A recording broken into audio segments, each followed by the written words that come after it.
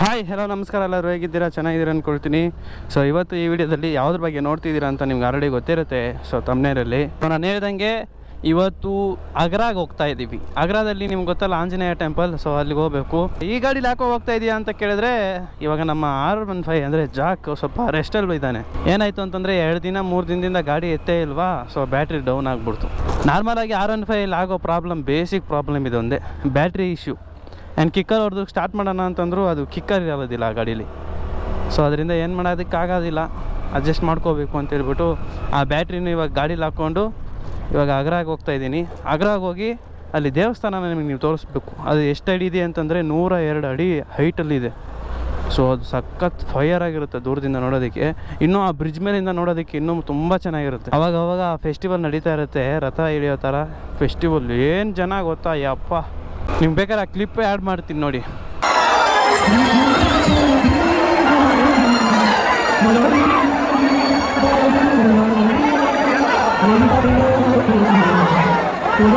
ನೋಡಿರ್ತೀರ ಹೇಗಿದೆ ಅಂತ. ಸಖತ್ ಜನ. ಅಲ್ಲಿ ಓಡಾಡೋದಕ್ಕೂ ಅವಾಗ ಕಷ್ಟ ಆಗ್ಬಿಡುತ್ತೆ. ಸೊ ಇವಾಗ ನಾನು ಯಾಕೆ ಹೋಗ್ತಿದ್ದೀನಿ ಅಂತಂದರೆ, ನಿಮ್ಗೆ ಹೇಳಿದ್ನಲ್ಲ, ಬೆಂಗಳೂರು ರೈಡ್ನಲ್ಲಿ ಇದು 3ನೇ ಪ್ಲೇಸು. ನಾನು ಸ್ಟಾರ್ಟ್ ಮಾಡಿರೋದು 2ನೇದು ಪಾರ್ಟಾಗಿ ಬೆಂಗಳೂರು ರೈಡ್ ಅಂತ ಒಂದು ಇದೆ. ಸೊ ಅದರಲ್ಲಿ ಚೆಕ್ ಮಾಡಿ ನೋಡಿ, ನಿಮಗೆ ಗೊತ್ತಾಗುತ್ತೆ ಫುಲ್ ಇನ್ಫಾರ್ಮೇಷನ್ಸು. ನಮ್ಮ ರೈಡ್ ಬೆಂಗಳೂರು ಅನ್ನೋ ಒಂದು ಪ್ಲೇಲಿಸ್ಟಲ್ಲಿ ಇರುತ್ತೆ ನೋಡಿ. ಇವಾಗ ನಾವು ಎಲ್ಲಿದ್ದೀವಿ ಅಂತಂದರೆ ಉಡುಪಿ ಕೌಡನ್ ಹತ್ರ ಇದ್ದೀವಿ. ಇಲ್ಲಿಂದ ನಮ್ಮ ಅಗ್ರ ತುಂಬಾ ಹತ್ರ. ಇಲ್ಲೇ ಇವಾಗ 2 ಸಲ ಸಿಗ್ನಲ್ ಹಾಕ್ಬಿಟ್ರು, ಮತ್ತೆ ಇವಾಗ ಬೇಗ ಹಾಕ್ಬಿಡ್ತಾರೆ. ಅದಕ್ಕೆ ಬೇಗ ಬಿಡು, ನಾವು ಸ್ಟ್ರೈಟ್ ಹೋಗಬೇಕು. ಈ ಬೆಳಗ್ಗೆ ಹೊತ್ತು ಬಂದರೆ ಇದೇ ನಂಗೆ ತಲೆನೋವು. ಯಾಕಪ್ಪ ರೈಡ್ ಬೆಂಗಳೂರು ಸ್ಟಾರ್ಟ್ ಮಾಡಿಬಿಟ್ವಿ ಅಂತ ಅನ್ಸುತ್ತೆ. ಯಾಕೆ ಹೇಳಿ, ಹತ್ರ ಇರೋ ಪ್ಲೇಸಿಂದ ನಾನು ಸ್ವಲ್ಪ ಏನದು ಪೋಸ್ಟ್ಪೋನ್ ಮಾಡೋದು ಜಾಸ್ತಿ ಆಗುತ್ತೆ. ಅದಲ್ದಿರೋ ಈ ಟೈಮಲ್ಲೆಲ್ಲ ನಾನು ಈಚೆ ಬಂದರೆ ಟ್ರಾಫಿಕಲ್ಲೇ ಸತ್ತೋಗ್ಬಿಡ್ಬೇಕು. ಒಂದು 70, 80, 100, 200 ಕಿಲೋಮೀಟ್ರ್ ಅದರ ರೈಡ್ ಹಾಕೋಬಿಟ್ಟು ಅನ್ಕೊಳ್ಳಿ. ಒಂದು ಸ್ವಲ್ಪ ಸಿಟಿನಲ್ಲಿ ಮಾತ್ರ ಏನಿರುತ್ತೆ ಟ್ರಾಫಿಕ್ಕು. ಅದಾದಮೇಲೆ ಆರಾಮಾಗಿ ಫುಲ್ಲು ಗ್ರೀನರಿ ಜೊತೆ ತುಂಬ ಚೆನ್ನಾಗಿರುತ್ತೆ. ಅದರಿಂದನೇ ಇದು ಸ್ವಲ್ಪ ಬೇಗ ಮುಗಿಸ್ಕೊಬಿಡೋಣ ಅಂತ ಒಂದು ಐಡಿಯಾ. ಟ್ರಾಫಿಕ್ ಜೊತೆ ಇದೊಂದು ಟ್ರಾಫಿಕ್. ಅಯ್ಯೋ, ಇವ್ರದ್ದೇನೋ ಯಪ್ಪ ಪ್ರಾಬ್ಲಮ್. ನಾವು ಹೋಗ್ಬಿಡೋಣ. ಅಲ್ಲಿ ದಾಟ್ಕೊಂಬಂದರೆ ಇಲ್ಲಿ ಸಿಗ್ನಲ್ ದಾಟ್ಕೊಂಬಂದರೆ ಮತ್ತೆ ಟ್ರಾಫಿಕ್. ಸೊ ಇವಾಗ ಟೈಮ್ ಬಂದು ಎಷ್ಟಾಗ್ತಿದೆ ಅಂತಂದರೆ 1:15 ಆಗ್ತೈತೆ. ಸೊ ಈ ಟೈಮಲ್ಲಿ ಕ್ಲೋಸ್ ಅಲ್ವೇನೋ, ಯಾಕೋ ಅಲ್ಲಿಗೆ ಹೋಗ್ತಿದ್ಯಾ ಅಂತಂತಂದರೆ, ನಾನು ಓಪನಿಂಗ್ ಇರಬೇಕಾದ್ರೂ ಹೋದ್ರೂ ಅದು ಹೆಂಗಿದ್ರು ನಮ್ಮನ್ನ ಒಳಗೆ ವೀಡಿಯೋ ಮಾಡೋದಕ್ಕೆ ಬಿಡೋದಿಲ್ಲ ಅಂತಿದ್ದೀನಿ. ಪರವಾಗಿಲ್ಲ, ನಾವು ಹೆಂಗಿದ್ರು ಆ ಸ್ಟ್ಯಾಚುನ ತಾನೇ ತೋರಿಸೋದು ಅಂತೇಳ್ಬಿಟ್ಟು, ಸರಿ ಪರವಾಗಿಲ್ಲ ಹೋಗಿ ನಾವು ಆಡ್ಕೊಂಬಂಬಿಡೋಣ ಅಂತೇಳ್ಬಿಟ್ಟು ಒಂದು ಐಡಿಯಾದಲ್ಲಿ ಹೋಗ್ತಾ ಇದ್ದೀನಿ. ನಾನು ನಿಮಗೆ ತೋರಿಸ್ಬಿಟ್ಟು ಮತ್ತು ಹೊರಡೆಲ್ಲ ಹಿಂಗಿದ್ರು ನಾರ್ಮಲಾಗಿ ವೀಡಿಯೋ ಮಾಡೋದು ಬಿಡೋಲ್ಲ. ಇನ್ ಕೇಸ್ ಏನಾದ್ರು ಓಪನ್ ಇದ್ದರೆ ನಾನು ಖಂಡಿತ ನಿಮ್ಗೆ ತೋರಿಸ್ತೀನಿ. ಆ್ಯಂಡ್ ಪಕ್ಕದಲ್ಲಿರೋಂಥ ಜೈನ್ ಟೆಂಪಲ್ಗೆ ಅಲೋ ಮಾಡೋದಿಲ್ಲ ಅಂತ ಹೇಳುವಂತೆ ನಾನು ಕೇಳಿದ್ದೀನಿ. ಪರ್ಫೆಕ್ಟ್ ಆನ್ಸರ್ ಗೊತ್ತಿಲ್ಲ. ಇವಾಗ ನಾವು ಹೋಗಿ ನೋಡೋಣ. ಇನ್ ಕೇಸ್ ಅಲೋ ಮಾಡಿಲ್ಲ ಅಂತಂದರೆ ಏನು ಮಾಡೋಕ್ಕಾಗಲ್ಲ. ಸೊ ಆ ಪ್ಲೇಸ್ ಬಂದು ನಿಮಗೆ ತುಂಬ ಚೆನ್ನಾಗಿರುತ್ತೆ. ನೀವೆಲ್ಲಾದರೂ ಹನುಮಾನ್ ಭಕ್ತರಾಗಿದ್ದರೆ ಖಂಡಿತ ಅಲ್ಲಿ ಹೋಗಿ ನೋಡಿ. ಆ್ಯಂಡ್ ಪಂಚಮುಖಿ ಆಂಜನೇಯ ಟೆಂಪಲ್ ಕೂಡ ಒಂದು ಇರುತ್ತೆ, ಅದಕ್ಕೂ ಹೋಗಬೇಕು. ಎಲ್ಲ ಹೋಗ್ಬೇಕು ಅಂದ್ಕೊತಿದ್ದೀನಿ. ಹೋಗ್ತೀನಿ. ಆ್ಯಂಡ್ ನಮ್ಮ ಒಂದು ಪ್ಲೇ ಲಿಸ್ಟಲ್ಲಿ ಒಂದು 3 ಪಾರ್ಕ್ಗಳಿವೆ. ಸೊ ಆ ಪಾರ್ಕ್ಗಳನ್ನ ನಾನು ಸಂಡೇ ಕ್ಲಿಯರ್ ಮಾಡಿಬಿಡೋಣ ಅಂತ ಇದ್ದೀನಿ. ಸಂಡೇಗೆ ನಾನು 3 ಪಾರ್ಕ್ಗೂ ಹೋಗಿ ವಿಸಿಟ್ ಮಾಡಿ ಫಿಕ್ಸ್ ಮಾಡಿಬಿಡೋಣ ಅಂತ. ಬೆಳಿಗ್ಗೆ ಒಂದು 5 ಗಂಟೆ ಸ್ಟಾರ್ಟ್ ಮಾಡಿದ್ರೆ 10 ಗಂಟೆಗೆ ನಾವು ಪಾರ್ಕ್ ಕ್ಲೋಸು. ಸೊ ಅಲ್ಲೇ ಒಂದು 2 ಪಾರ್ಕ್ ವಿಸಿಟ್ ಮಾಡ್ಕೊಂಡು ಬಂದುಬಿಡ್ಬೋದು. ಆ್ಯಂಡ್ ಈವ್ನಿಂಗ್ ಬೇಕಾದ್ರೆ ಇನ್ನೊಂದು ಪಾರ್ಕ್ ವಿಸಿಟ್ ಮಾಡಿಕೊಂಡು ಅಲ್ಲಿಗೆ ವೀಡಿಯೋ ಒಂದು 3 ಪ್ಲೇಸ್ ಕಂಪ್ಲೀಟ್ ಆಗುತ್ತೆ. ಇದೊಂದು ಪ್ಲೇಸ್ ಕಂಪ್ಲೀಟ್ ಆಗುತ್ತೆ. ಏನಾಗುತ್ತೋ ಆಗಲಿ ಬರ್ರಿ. ಬಟ್ ನಮ್ಮ ರೈಡಿಂಗ್ ಇದು ಮಾತ್ರ ಬಿಡಬಾರ್ದು ಅಷ್ಟೇ. ಇವಾಗ ನಾವು HSR11 ಸೈಡ್ ಹೋಗಬೇಕು.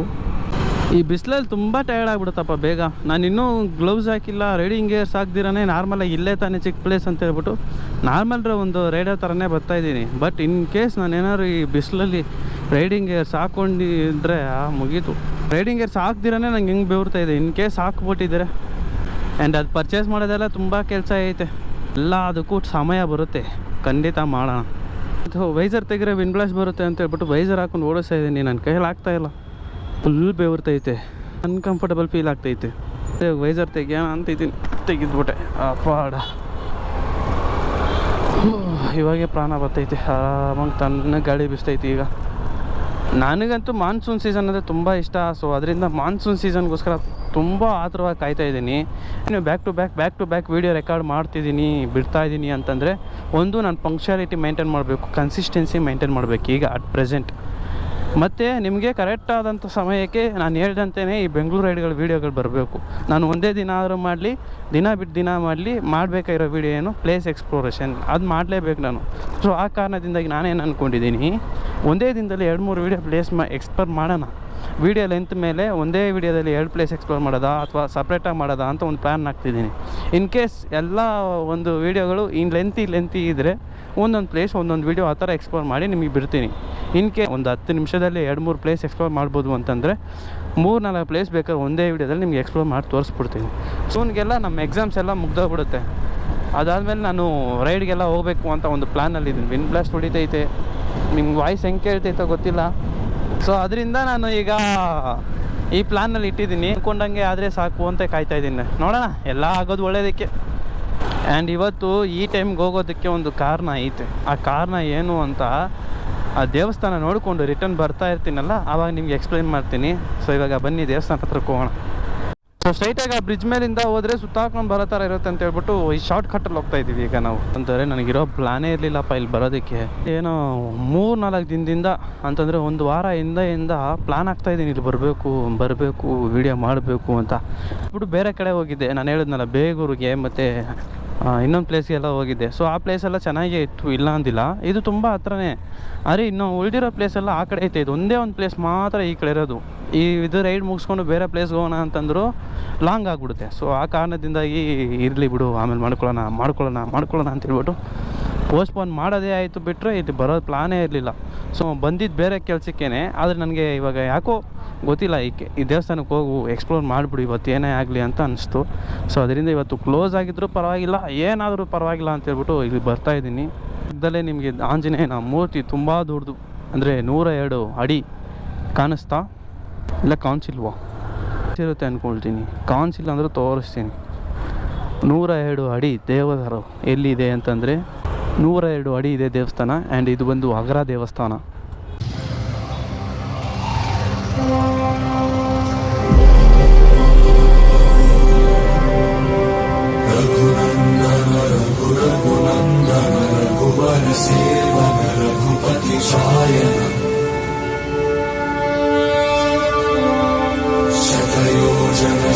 ಶತಯೋಜನ ಶರಧಿನಿಯೋಜನ ಶರ ಪರಿಲಂಘನ.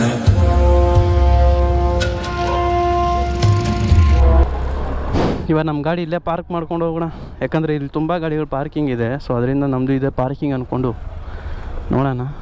ದೇವಸ್ಥಾನದ ಟೈಮಿಂಗ್ ಬಂದು ಬೆಳಗ್ಗೆ 7 ಗಂಟೆಯಿಂದ ಮಧ್ಯಾಹ್ನ 11:30ವರೆಗೂ, ಸಂಜೆ 6 ಗಂಟೆಯಿಂದ 8:30ವರೆಗೂ. ಸೊ ದೇವ್ರು ಇಲ್ಲಿರಬೇಕಾದ್ರೆ ದೇವಸ್ಥಾನ ಓಪನ್ ಇದ್ರೇನು, ಓಪನ್ ಇಲ್ಲ ಅಂದ್ರೇನು. ಸೊ ದೇವ್ರನ್ನ ಕೈಯಾರ ಮುಕ್ಕೊಂಡು ನಾವಿವಾಗ ಹೊರಡೋಣ.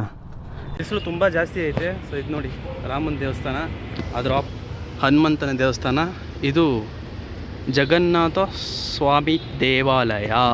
ನೋಡೋಣ ಏನಾಗುತ್ತೋ ಗೊತ್ತಿಲ್ಲ, ವಿಲ್ಸಿ. ಬಟ್ ನನ್ನ ಹಾಗೆ ಪ್ರಕಾರ ಬಂದಿರುವಂಥ ವಿಷಯದ ಪ್ರಕಾರ ಇದೆಲ್ಲ ರೂಮರ್ಸಾ ಅಥವಾ ರಿಯಲ್ ನೋಡೋಣ. ಇವಾಗ ಅಲ್ಲಿಗೆ ಹೋಗಿ ನೋಡ್ತೀನಿ. ಬಟ್ ಇದು ದೇವಸ್ಥಾನ ಕ್ಲೋಸ್ ಆಗಿದೆ. ಸೀತಾರಾಮ ಭಕ್ತ ಹನುಮಂತ ಹಾಗೂ ರಾಧಾ ರುಕ್ಮಿಣಿ ಸಮೇತ ಶ್ರೀಕೃಷ್ಣರ ದೇವಸ್ಥಾನ ಅಂತ. ಸೊ ಇದೆ ನೋಡಿ ಅಗ್ರ ದೇವಸ್ಥಾನ. ಸೊ ನಮ್ಮ ಪಾರ್ಕಿಂಗಲ್ಲಿ ಐತೆ. ಸೊ ಇವಾಗ ಈ ದೇವಸ್ಥಾನಕ್ಕೆ ಹೋಗೋಣ ಬನ್ನಿ. ಆರ್ಚ್ ಅಗ್ರಾಗೆ ಬಂದರೆ ಮೈನಾಗಿದೆ ನಿಮಗೆ ಕಾಣೋದು. ಹೋಗ್ತಾಯಿದ್ದೀನಿ, ಅಲ್ಲಿಗೆ ಹೋಗಿ ನಾನು ನಿಮಗೆಲ್ಲ ತೋರಿಸ್ತೀನಿ. ಅಲ್ಲಿದೆ ನೋಡಿ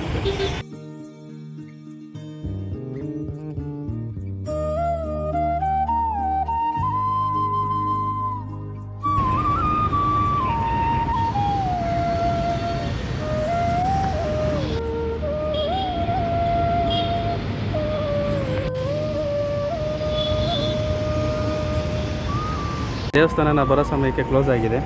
ನಿಮಗೆ ಇನ್ಫಾರ್ಮೇಷನ್ ಖಂಡಿತ ಕೊಡ್ತೀನಿ, ಬೇರೆ ಯೂಟ್ಯೂಬ್ ಚಾನಲ್ ಹಾಕಿರ್ತಾರೆ. ಸೊ ಅದು ನೋಡಿಕೊಂಡು ನಾನು ನಿಮಗೆ ಎಕ್ಸ್ಪ್ಲೈನ್ ಮಾಡ್ತೀನಿ. ಬಟ್ ನಾವು ಬಂದಿರೋವಂಥ ಟೈಮಲ್ಲಿ ಸಖತ್ ಬಿಸಿಲು, ಇಲ್ಲಿ ಕಾಲಿಡೋಕ್ಕಾಯ್ತಿಲ್ಲ, ಅಷ್ಟು ಕಾಲು ಸುಡ್ತೈತೆ. ಆದರೂ ಬನ್ನಿ ನಾವು ಫುಲ್ಲು ತೋರಿಸ್ಕೊಂಡು ಹೋಗೋಣ. ಸುಡ್ತೈತೆ, ಹಿಂಗೆ ನಡ್ಕೊಂಡು ಹೋದರೆ ನೆರಳು ತುಂಬ ಚೆನ್ನಾಗೈತೆ. ಎಲ್ಲನೂ ಕ್ಲೋಸ್ ಮಾಡಿದ್ದಾರೆ ಈಗ. ಕೆತ್ತನೆಗಳು ಇರುತ್ತಲ್ಲ, ಯಪ್ಪ ಅದ್ಭುತ. ಇದು ಕಲ್ಲು ಅದ್ರ ಮೇಲೆ ಪೈಂಟ್ ಮಾಡಿದ್ದಾರೆ. ಅಂದರೆ ಆಗಿನ ಕಾಲದಲ್ಲಿ ಯಪ್ಪ ಸುಡ್ತೈತಿ ಆಗಿನ ಕಾಲದಲ್ಲಿ ಕಲ್ಲಲ್ಲೇ ಕೆತ್ತನೆ ಮಾಡಿರೋದು. ಸೊ ಅದ್ರ ಮೇಲೆ ಪೈಂಟ್ ಹೊಡೆದಿದ್ದಾರೆ. ದೇವ್ರನ್ನ ನೋಡಿ, ಆಂಜನೇಯ ಎಲ್ಲ ಅಕ್ಕಪಕ್ಕದಲ್ಲೇ ಇರುತ್ತೆ. ವರಾಹ ದೇವ ದೂರದಿಂದ ನೋಡೋದಕ್ಕೆ ಎಷ್ಟು ಸಖತ್ತಾಗಿ ಕಾಣುತ್ತೆ ಗೊತ್ತಾ. ಹಂಗಂತ ಹೇಳ್ಬಿಟ್ಟು ಹತ್ರದಿಂದ ಚೆನ್ನಾಗಿ ಕಾಣ್ತಿಲ್ಲ ಅಂತ ಏನಿಲ್ಲ, ತುಂಬ ಚೆನ್ನಾಗಿ ಕಾಣ್ತೈತೆ. ಅದು ಮಾತ್ರ ತುಂಬ ಅದ್ಭುತವಾಗಿದೆ. ಇದ್ರ ಯಾರಾದರೂ ಒಂದು ಗೈಡ್ ಬಂದು ನಮಗೆ ಎಕ್ಸ್ಪ್ಲೈನ್ ಮಾಡಿದ್ರೆ ತುಂಬ ಚೆನ್ನಾಗಿ ಕಾಣುತ್ತೆ. ಕಾಲು ಬೇರೆ ತುಂಬ ಸುಡ್ತೈತೆ, ಒಂದು ಜಾಗದಲ್ಲಿ ನಿಂತ್ಕೊಳ್ಳೋಕ್ಕಾಗ್ತಿಲ್ಲ. ಹಾಂ, ಕೆತ್ತನೆ ಎಲ್ಲ ಮಾಡೋಕ್ಕೆ ಎಷ್ಟು ಟೈಮ್ ತೊಗೊಂಡಿರ್ತಾರೆ.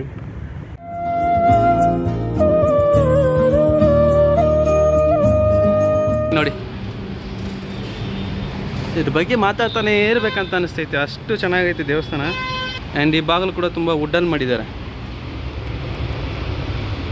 ಸ್ಟ್ರಾಂಗ್ ವುಡ್, ತುಂಬ ದಪ್ಪ ಐತೆ.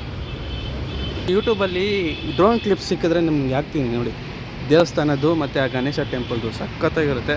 ಆ್ಯಂಡ್ ಅವ್ರ ಕ್ರೆಡಿಟ್ಸ್ ಕೂಡ ಕೊಡ್ತೀನಿ, ಕಾಪಿರೈಟ್ಸ್ ಎಲ್ಲ ಹಾಕ್ಬಿಡ್ಬೇಡಿ ಪ್ಲೀಸ್.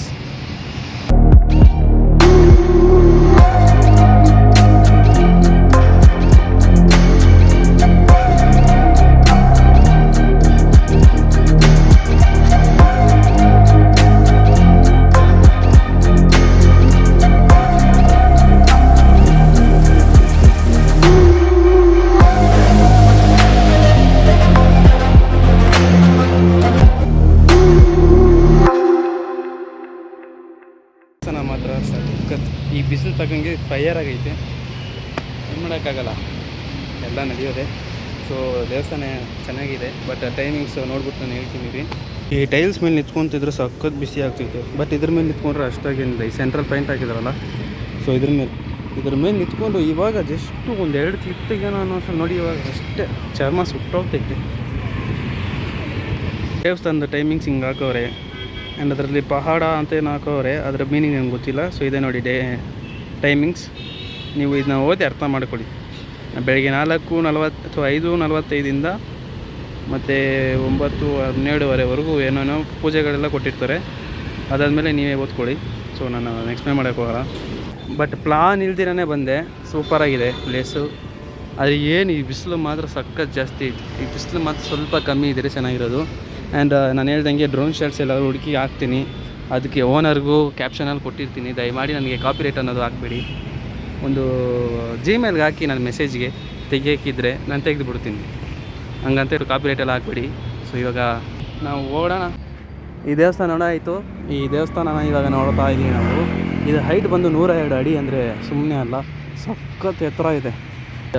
ನಾವಿವಾಗ ಇಲ್ಲಿಂದ ಓಡ್ತಾ ಇದ್ದೀವಿ. ತುಂಬ ಚೆನ್ನಾಗಿರುವಂಥ ಈ ದೇವಸ್ಥಾನನ ಬಿಟ್ಟು ಇವಾಗ ಹೊರಡ್ತಾ ಇದ್ದೀವಿ. ಚೆನ್ನಾಗಿತ್ತು ಪ್ಲೇಸ್ ಅಂತೂ. ಆ ಬಿಸಿಲು ತುಂಬ ಜಾಸ್ತಿ ಇದ್ದರೂ ಗಾಳಿ ಸರಿಯಾಗಿ ಬರೋದ್ರಿಂದ ಸ್ವಲ್ಪ ಸಮಾಧಾನದಿಂದ ಇತ್ತು. ಇನ್ ಕೇಸ್ ಆ ಗಾಳಿ ಕೂಡ ಬರ್ದಿರೋ ಆ ಬಿಸಿಲು ಮಾತ್ರ ಇದ್ದಿದ್ರೆ ಮಾತ್ರ ಸಖತ್ ಕಷ್ಟ ಆಗ್ಬಿಡೋದು. ತುಂಬ ಚೆನ್ನಾಗಿತ್ತು ಪ್ಲೇಸು, ಬಿಟ್ಟು ಬರೋದಕ್ಕೂ ಮನ್ಸು ಬಂದಿಲ್ಲ. ಆದರೆ ಆ ಬಿಸಿಲಿಂದ ಬರಲೇಬೇಕಾಗಿರೋಂಥ ಪರಿಸ್ಥಿತಿ, ಅದಕ್ಕಾಗೋದಿಲ್ಲ. ಬಟ್ ಈ ಪ್ಲೇಸ್ನ ಮಾತ್ರ ನೀವು ಮರಿದಿರ ವಿಸಿಟ್ ಮಾಡಿ ನೋಡಿ, ತುಂಬ ಚೆನ್ನಾಗಿದೆ. ಮತ್ತೇನು ಅಂತಂದರೆ ವಿಷಯ ಮುಖ್ಯವಾಗಿ ನಾನು ಹೇಳಿದ್ನಲ್ಲ, ಬರಬೇಕಾದ್ರೆ ಯಾಕೆ ಇವತ್ತು ಈ ಟೈಮಲ್ಲಿ ಇಲ್ಲಿಗೆ ಬರ್ತಾಯಿದ್ದೀನಿ ಅಂತಂದರೆ, ಕಾಲೇಜ್ಗೆ ಹೋಗಿದ್ದೆ. ಒಳ್ಳೆ ಸಂಭವ ಅಂದರೆ ನಿಮಗೂ ಗೊತ್ತಲ್ಲ, ಒಂದು ವಿಷಯ, ಒಂದು ಸಮಸ್ಯೆನ ಸಂಭವ ಅಂತಾರೆ. ಸೊ ಆ ಸಂಭವ ನಡೀತು. ಏನು ಅಂತಂದರೆ, ನಾನು ನಮ್ಮ ತಮ್ಮ ಕಾಲೇಜ್ಗೆ ಹೋಗೋ ಸ್ವಲ್ಪ ಲೇಟ್ ಆಯಿತು. ಎಷ್ಟು ನಿಮಿಷ ಆಗಿರ್ಬೋದು, ಒಂದು 10 ನಿಮಿಷ ಲೇಟ್ ಆಗಿರ್ಬೋದು. ನಾರ್ಮಲಾಗಿ ನಾನು ಫಸ್ಟ್ ಸೆಮ್, ಸೆಕೆಂಡ್ ಸೆಮ್, 3ನೇ ಸೆಮ್ ಆ ಥರ ತುಂಬ ಲೇಟಾಗಿ ಹೋಗ್ತಿದ್ದೆ. 9 ಗಂಟೆಗಿರುವಂಥದ್ದು 9:15 ಹಾಫ್ ಆನ್ ಅವರ್, ಮುಕ್ಕಾಲು ಅವರ್ ಲೇಟ್ ಹೋಗಿದ್ದೆಲ್ಲ ಇದೆ. ಸೆಕೆಂಡ್ ಪೀರಿಯಡ್ ಹೋಗೋದು ಕೂಡ ಐತೆ. ಸೊ ಅದೆಲ್ಲ ದೊಡ್ಡ ವಿಷಯ ಏನಾಗಲ್ಲ. ಈ ಥರ ಲೇಟಾಗಿ ಹೋಗೋದವಲ್ಲ, ನಾನು ಬೆಳಿಗ್ಗೆ ಹೋಗ್ಬೇಕಾಗಿರೋದು ಗಾಡೀಲಿ ಹೋಗಬೇಕು ಅಂತ ಪ್ಲಾನು. ಅರೆ ನನಗೆ ಗೊತ್ತಿಲ್ಲದೆ ಇರೋಂಗೆ ಗಾಡಿ ಸ್ವಲ್ಪ ನಮ್ಮ ಅಣ್ಣಗೆ ಬೇಕಾಗಿತ್ತು. ಸೊ ಅದರಿಂದ ನಾನೇನು ಅಂದ್ಕೊಂಡೆ, R15 ಅಂತಂದರೆ ಜಾಕ್ ಜೊತೆ ಹೋಗ್ಬಿಡೋಣ ಅಂತ ಪ್ಲಾನ್ ಹಾಕ್ಕೊಂಡು, ಸರಿ ಆಯ್ತು ಬಿಡು ಜಾಕ್ ಜೊತೆ ಹೋಗ್ಬಿಡೋಣ ಅಂದ್ಕೊಂಡಿದ್ದೆ. ಆದರೆ ಅದು ಪವರ್ ಡೌನು, ಅಂದರೆ ಬ್ಯಾಟ್ರಿ ಡೌನ್ ಇಲ್ದಿರ ಅದು ಆನ್ ಮಾಡೋದು ತುಂಬ ಕಷ್ಟ. ಸೊ ಅದರಿಂದ ನಾನೇನು ಅಂದ್ಕೊಂಡೆ, ಸರಿ ಆಯಿತು ಅದು ಬೇರೆ ಬ್ಯಾಟ್ರಿ ಇದೆಯಲ್ಲ ಅದು ಹಾಕಿ ಟ್ರೈ ಮಾಡಿ ನೋಡೋಣ, ಇಲ್ಲ ಟ್ರೈ ಮಾಡಿ ನೋಡೋಣ ಅಂತ ಅಂದ್ಕೊಂಡೆ. ಅದು ನೋಡಿದೆ ಬ್ಯಾಟ್ರಿ ಚೇಂಜ್ ನೋಡಿದೆ ಆಗಿಲ್ಲ. ಸೊ ಅದರಿಂದ ಅಟ್ಲೀಸ್ಟ್ ನಾವು ಗಾಡಿ ಆನ್ ಮಾಡಬೇಕಾದ್ರೆ ಡಿಸ್ಪ್ಲೇ ಆದರೂ ಬಂದರೆ ಟೋ ಮಾಡಬೇಕಾದ್ರೆ ಆನ್ ಆಗಿಬಿಡುತ್ತೆ ಅಂತ ಒಂದು ನಂಬಿಕೆ. ಡಿಸ್ಪ್ಲೇ ಕೂಡ ಆನ್ ಆಗಿಲ್ಲ ಅಂದಮೇಲೆ ಅದು ಪಕ್ಕ ಬರೋಲ್ಲ ಅಂತ ಅನಿಸ್ತು. ಅದನ್ನು ನಾನೇನು ಅಂದ್ಕೊಂಡೆ, ಸರಿ ಬಿಡು ಇವತ್ತು ಹೋಗೋದು ಬೇಡ ಕಾಲೇಜ್ಗೆ ಅಂತ ನಾನು ಪ್ಲಾನ್ ಹಾಕ್ಕೊಂಡೆ. ನಮ್ಮ ತಮ್ಮ ಇದ್ದಕ್ಕಿದ್ದಂಗೆ ಇಲ್ಲ ನಾನು ಹೋಗಲೇಬೇಕು ಇವತ್ತು ಅಂತಂದ. ಯಾಕಪ್ಪ ಹೋಗಬೇಕು ಅಂತಂದರೆ, ಅವನು ಇವತ್ತು ಫೈರ್ಲೆಸ್ ಕುಕ್ಕಿಂಗ್ ಅಂತ ಒಂದು ಚಾಲೆಂಜ್ ಐತೆ ಕಾಲೇಜಲ್ಲಿ, ಕ್ಯಾಂಪಸ್ ಕಲರ್ವ ಅಂತ ಒಂದು ನಡೆಸ್ತಾ ಇದ್ದಾರೆ. ಸೊ ಅದರಿಂದ ಅದಕ್ಕೆ ಅವ್ನು ಕಾಂಪಿಟೇಟ್ ಮಾಡ್ತಿದ್ದ. ನನ್ನಿಂದ ಸುಮ್ಮನೆ ಯಾಕೆ ಅವ್ನಿಗೆ ಆಗೋದು ಅಂತ ಹೇಳ್ಬಿಟ್ಟು, ಸರಿ ಆಯಿತು ಹೋಗೋಣ ಅಂತ ಹೇಳ್ಬಿಟ್ಟು ಹೊರಟ್ವಿ. ನಿನ್ನೆ ಪಾಸ್ ಬೇರೆ ಕಳೆದೋಯ್ತು. ಅದು ಎಲ್ಲಿ ಕಳೆದೋಯ್ತು ಕಳೆದೋಯ್ತು ಅಂತ ಗೊತ್ತಿಲ್ಲ, ಜೋಬಲ್ಲೇ ಇಟ್ಕೊಂಡಿದ್ದ. ಬಸ್ ಹತ್ತೋ ಅಷ್ಟರಲ್ಲಿ ಖಾನೆ ಆಗ್ಬಿಟ್ಟೈತೆ. ಸರಿ ಅಂತ ಹೇಳ್ಬಿಟ್ಟು ನಾನು ಮತ್ತೆ ಅಲ್ಲಿ ಸಂಜೆಗಂತ ತಿಳ್ಕೊಂಡು ಗುಡುಗುಡಂತ ಓಡಿ ಬಂದು ಎಲ್ಲ ಹುಡುಕ್ ನೋಡಿದೆ, ಸಿಕ್ಕಿಲ್ಲ. ಹಾಳಾಗೋಲ್ಲ ಅಂತ ಬಿಟ್ಬಿಟ್ಟು ನಿನ್ನೆ ಹೋಗಿಲ್ಲ. ಇವತ್ತು ಹೋದೆ, ಲೇಟ್ ಆಯಿತು ಪರವಾಗಿಲ್ಲ ಅಂತ ಹೋಗಿದ್ದಕ್ಕೆ ಸರಿಯಾದ ಕೆಲಸ ಮಾಡಿ ಕಳಿಸ್ದ ಪ್ರಿನ್ಸಿಪಲ್. ಹೋಗಿದ ತಕ್ಷಣ ಎಂಟ್ರಿ ಕೊಟ್ಟಿದ ತಕ್ಷಣ ಸೆಕ್ಯೂರಿಟಿ ನಿಲ್ಲಿಸ್ದ, ಇಲ್ಲ ಹೋಗಂಗಿಲ್ಲ, ಪ್ರಿನ್ಸಿಪಲ್ ಎಲ್ಲ ಇಲ್ಲೇ ಇದ್ದಾರೆ. ಅವ್ರು ಅಡ್ಮಿಷನ್ ರೂಮಲ್ಲಿ ಸ್ಟಾರ್ಟಿಂಗಲ್ಲೇ ಇರುತ್ತೆ. ಸೊ ಅಲ್ಲಿ ಕಾಯ್ತಾಯಿದ್ರು ನಮಗೋಸ್ಕರ, ಯಾರು ಲೇಟಾಗಿ ಬಂದೇ ಬರ್ತಾರಂತ ಗೊತ್ತು. ಸೊ ಅದರಿಂದ ಅಲ್ಲೇ ಇದ್ದರು. ನಾವು ಬಂದು ಹತ್ರ ಒಂದು 20-30 ಜನ ಬಂದರು ಲೇಟಾಗಿ.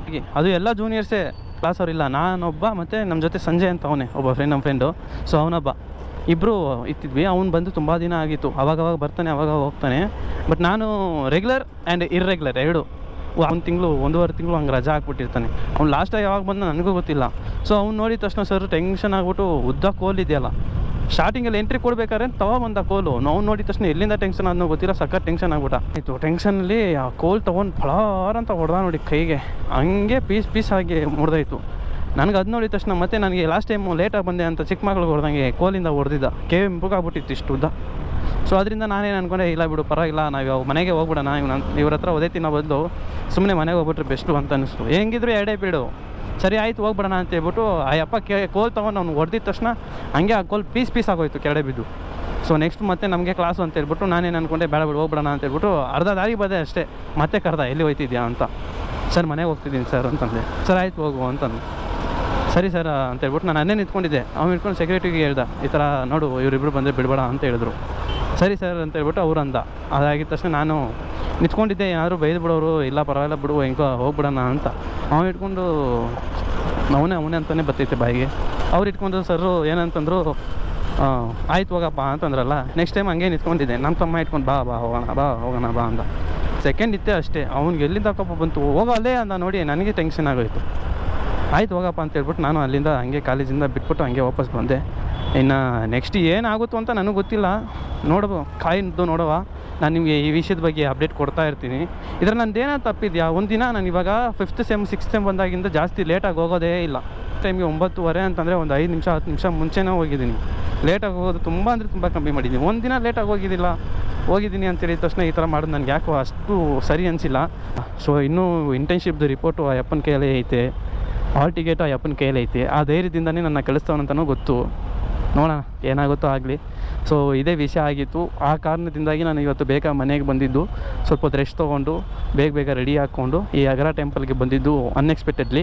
ಹೇಳಬೇಕು ಅಂತಂದರೆ ಇವಾಗ ನಾನು ಬ್ಯಾಟ್ರಿ ಚಾರ್ಜ್ ಕೊಡೋಣ ಅಂತ ಹೇಳ್ಬಿಟ್ಟೆ ರಾಮ ಹತ್ರಕ್ಕೆ ಹೋಗೋಣ ಅಂತಲೇ ಬಂದಿದ್ದು. ಬಟ್ ಬಿಡು, ಆ ಕ್ಯಾಮ್ರಾ ತಂದುಬಿಟ್ಟಿದ್ದೀವಲ್ಲ, ಆಗುತ್ತೆ ವೀಡಿಯೋ ಮಾಡಿಬಿಡೋಣ ಅಂತ ಹೇಳ್ಬಿಟ್ಟು ಈ ಪ್ಲೇಸ್ ಬಂದು ಇವಾಗ ಎಕ್ಸ್ಪ್ಲೋರ್ ಮಾಡಾಯಿತು. ಬಟ್ ಬಂದಿದ್ದಕ್ಕೂ ಅರ್ಥ ಆಯಿತು, ಕಳಿಸಿದ್ದಕ್ಕೂ ಒಂದು ಒಳ್ಳೆ ಕೆಲಸ ಆಯಿತು ಅಂತ ಒಂದು ಖುಷಿನಲ್ಲಿ ಈ ವಿಡಿಯೋನಿಗೆ ಮುಗಿಸ್ಕೊತೀನಿ. ಬೇರೆ ಏನಾದರೂ ವಿಷಯಗಳು ತುಂಬ ಅಪ್ಡೇಟ್ಗಳು ಈ ಕಾಲೇಜ್ ರೀತಿಯಲ್ಲಿ ಬಂದರೆ ನಾನು ನಿಮಗೆ ತಿಳಿಸ್ಕೊಡ್ತೀನಿ ಅಂತ ಹೇಳ್ತಾ ಈ ವಿಡಿಯೋನಿಗೆ ಮುಗಿಸ್ಕೊತೀನಿ. ಮತ್ತೊಂದು ವಿಡಿಯೋದಲ್ಲಿ ಸಿಗೋಣ ಅಂತ ಹೇಳ್ತಾ see you take care in the next video. Bye.